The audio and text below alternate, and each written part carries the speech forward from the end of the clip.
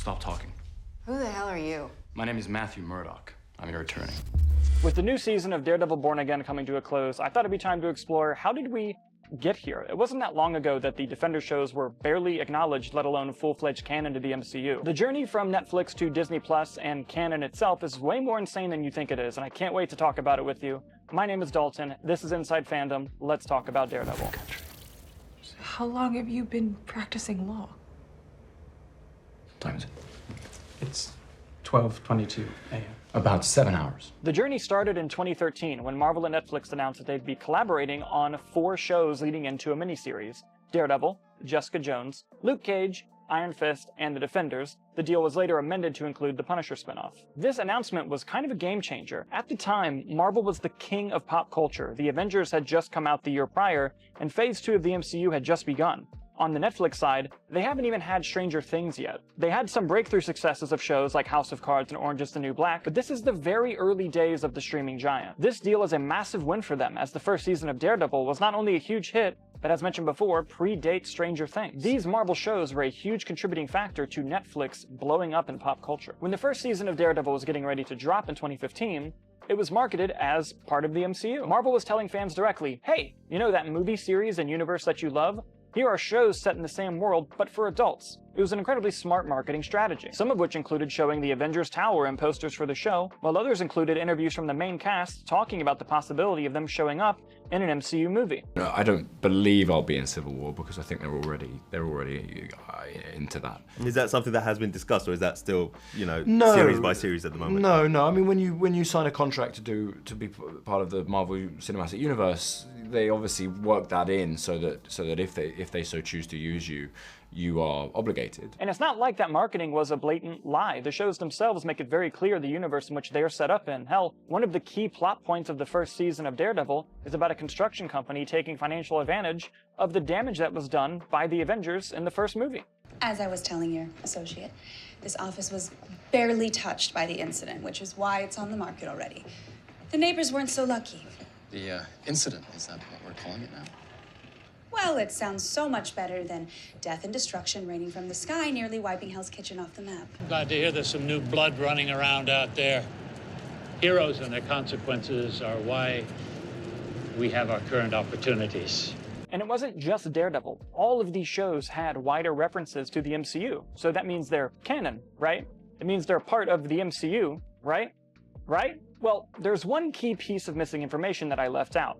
At the time, the team that made Marvel television shows was not the team that made Marvel movies. The Marvel movies were made by Kevin Feige and his team, while the TV shows were made by then CEO Ike Perlmutter. That doesn't sound so bad, right? It's just teamwork making the dream work. The problem is, Kevin Feige and Ike Perlmutter did not get along at all. And Perlmutter's division, Marvel Television, started making shows claiming that they were in the MCU without Kevin's knowledge or involvement. And there was really nothing he could do about it. Imagine if you were working on a project for over a decade, just for the boss that you hate to come in, say that they're contributing to the project, and there's nothing you can do about it. You'd be a little bit pissed off. Marvel Television had its first big hit in 2013 with Agents of S.H.I.E.L.D. on ABC, the same year that the deal was announced with Netflix. And guess what? They marketed that show as part of the mainline MCU. They even had direct MCU appearances like Sam Jackson's Nick Fury. Now, Feige didn't completely ignore Marvel TV, as he helped shepherd the Agent Carter series, and the only cameo from a TV show in the Infinity Saga, Jarvis, played by James Darcy, who showed up in Endgame, reprising his role from Agent Carter. Tensions between Ike Perlmutter and Kevin Feige got so bad that in 2015, Kevin Feige threatened to leave the company and vented his frustrations to then CEO Bob Iger and head of film Alan Horn. As a result of that, Kevin Feige was promoted to only report directly to Disney and did not have to report to Ike Perlmutter anymore. This was great news for the movies, as they were free from that, but the television shows were not. They continued under Ike Perlmutter, hence driving a deeper wedge in between the two sides of the company. Which sucked for the fans because they were pitched that these shows were MCU canon, but it also sucked for a lot of the creatives who enthusiastically signed up for these shows thinking they were being a part of the MCU. As a result of those creatives, you get incredible shows across Netflix, Hulu, and cable. Don't get me wrong, you get some absolutely terrible shows as well, but that was inevitable given who they were working under. Then, something started to happen. The streaming wars. In 2018, Disney announced that it would be launching their very own streaming service, Disney+.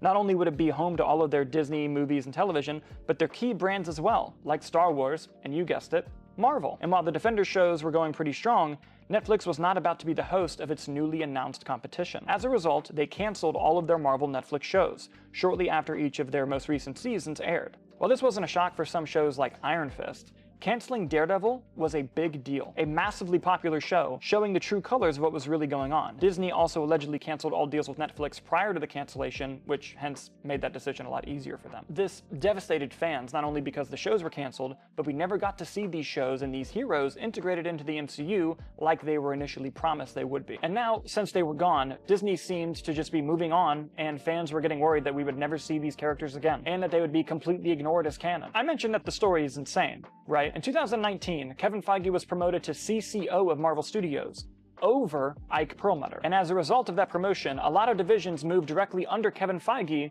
including television. Now Kevin Feige had the power and control to oversee pretty much everything that Marvel was producing, which eventually led to Ike Perlmutter's exit from the company. And while Feige was not a fan of Perlmutter, it doesn't mean he wasn't a fan of some of the shows that he had produced. It was rumored that Feige was a big fan of the Daredevil show, but particularly loved Charlie Cox as Daredevil and Vincent D'Onofrio as Kingpin. However, as part of the deal with Netflix, Marvel could not use any of the characters that Netflix used for a certain period of time. But hey, that's okay, right? Because Feige's in charge of TV now. New leadership at Disney eventually told Marvel they had to produce as much as they could, as fast as they could, which led to an insane output of movies and TV shows. They did not have the time to wait for other characters, they needed to get moving on this now. This spread Feige really thin, and he had to delegate some leadership. One of those delegations was promoting Brad Winderbaum to the head of TV and streaming.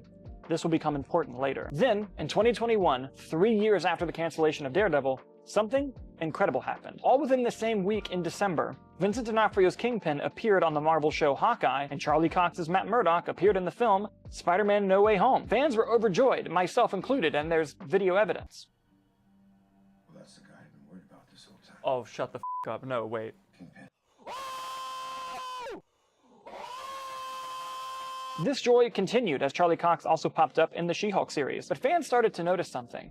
Every time Daredevil or Kingpin would appear in these new shows, their backstories were very vague. And while the performances were consistent with what we had seen on Netflix, something just felt off. In 2022, Netflix officially removed all of the Netflix shows from their platform, and the rights eventually got them onto Disney+.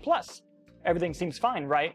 Well, on Disney+, there is a full MCU timeline section, and these shows were not in it. They were in their own separate section underneath it. Seeing this, combined with the vague backstories we were getting, started to make fans think they're rebooted versions of the characters. These aren't the same versions of the characters that we had fallen in love with in the Netflix version, while Feige and the Marvel team brought them back, but they're new versions of these characters, which led to fans continually asking, are they canon to the MCU? What is the answer? Are these shows canon to the MCU? It was a question that Marvel would not answer for like 3 years. Also in 2022, Feige announced a new show for Disney+, Daredevil Born Again. Daredevil's back, and it's with Charlie Cox and Vincent D'Onofrio. Maybe everything is going to be perfectly fine, and these are canon after all. We were finally getting an answer to the question, is this a continuation of the Netflix show? Is that show part of the MCU? And we found out later that the short answer was no. We learned in recent interviews that originally Born Again was going to be, quote, agnostic to the original show, not directly contradicting anything that we saw, but also not fully embracing those shows as canon in that universe. Filming began in early 2023 on the soft rebooted version of the show, seeming like the end of the line for us canon believers.